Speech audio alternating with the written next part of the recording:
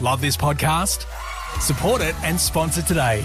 Simply head to ozcastnetwork.com for details. It's The In Show, Australia's only show dedicated to innovation from Adelaide, Australia and across the globe. Hi, this is David Grice and Troy Sincock. The In Show is all about innovators and entrepreneurs, startups, people with great ideas, making them a reality, and the challenges they've faced along the way. And they're being faced in every corner of the globe. They certainly are. And I love the fact that a lot of these people are just making it up as they go.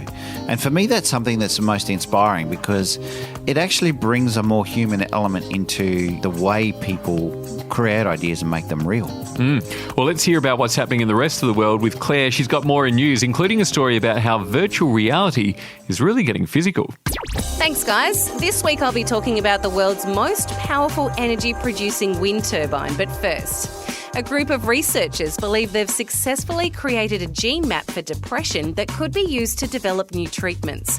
Over 200 scientists from around the world have come together and mapped 44 genetic variants that increase someone's likelihood of getting depression. That number includes 30 which had never been linked to the mental disorder before. Although this might sound like a lot, the scientists have stated there's thousands more that were too small to be discovered in the study.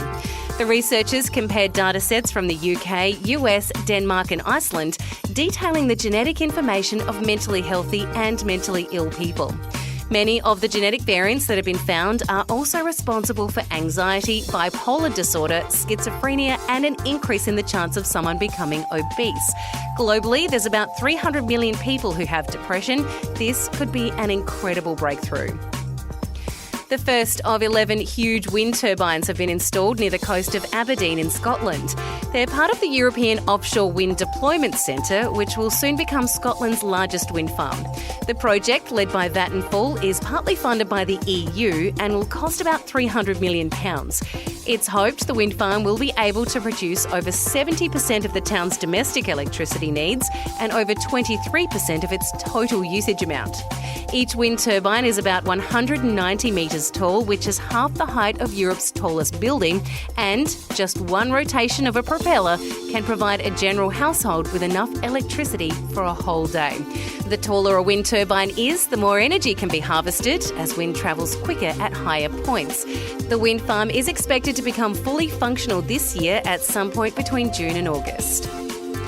Virtual reality technology continues to advance, and this time it comes in the form of Disney's new VR Force jacket.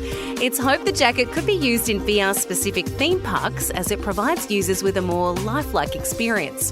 The Force jacket contains 26 airbags that are connected to a machine via tubes.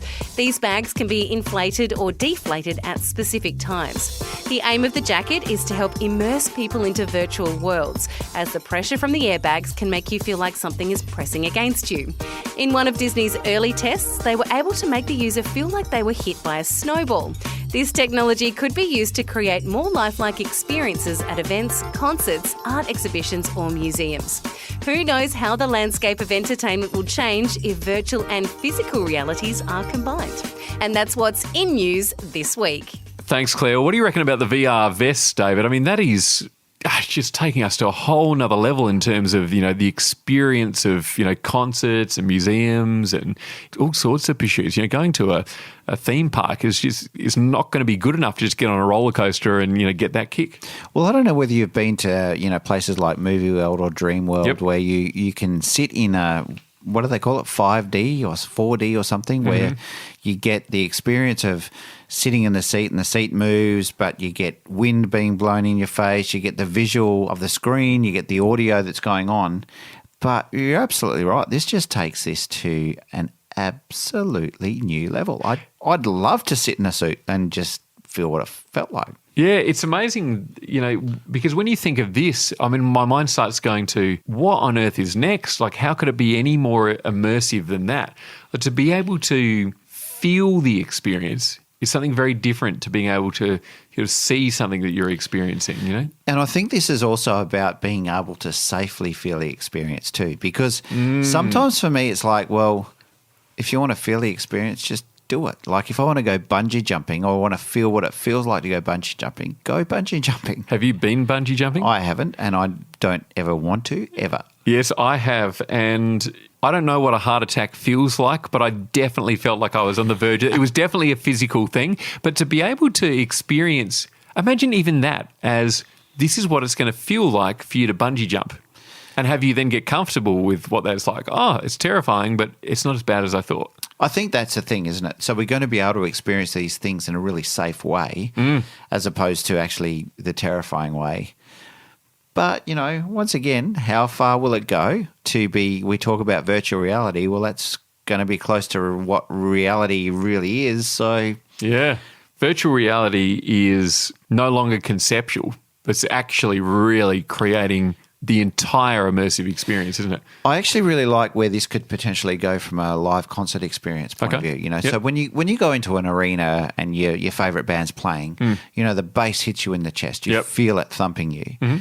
So if you've got this suit on and you've got VR goggles on and you're watching your favourite band playing, you're feeling it like you're actually there, then I think that takes this to the absolute next. So what's that going to mean now then for, you know, concerts of the future? You know, are we going to then be, if you want to see Robbie Williams plays once only and has 2-3 million people watching him because they're in this virtual reality world. They feel like they're actually in the room because the PA is hitting them in the chest. Yeah, that's really exciting. It makes me think of those concepts of the, you know, the silent disco, where there's music played, everyone puts on headphones, and you know they get to dance to the channel that they're listening to. And you if you were experiencing it outside of the headset, you see people dancing like mad things. Going, what's going on there? Like, what are they listening to? They looks like they're having fun. But to then, you know, think you could add the vest to that. That the experience is no longer just in your head, but it's in your body as well. It's expanding at such a rapid rate that, I mean, if we were to have a discussion about this in another 12 months, my mind boggles where it would actually be. Yeah, and think about the contortions that these bodies would go in if you were watching a silent disco walking down the street with all these suits on and their bodies are jerking around because they're getting hit with different things. Could be kind of funny to watch. The future's going to look pretty weird, that's for sure, but geez, it's going to be fun. It's David Grice and Troy Sincock talking innovation on the In Show podcast, and on our next podcast, we are going to revisit one of our favourite In Show interviews.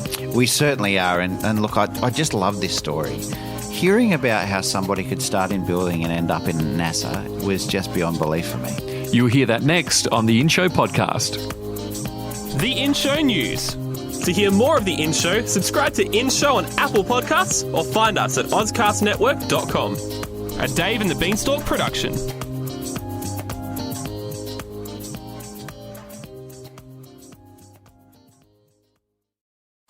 Love this podcast? Support it and sponsor today. Simply head to ozcastnetwork.com for details.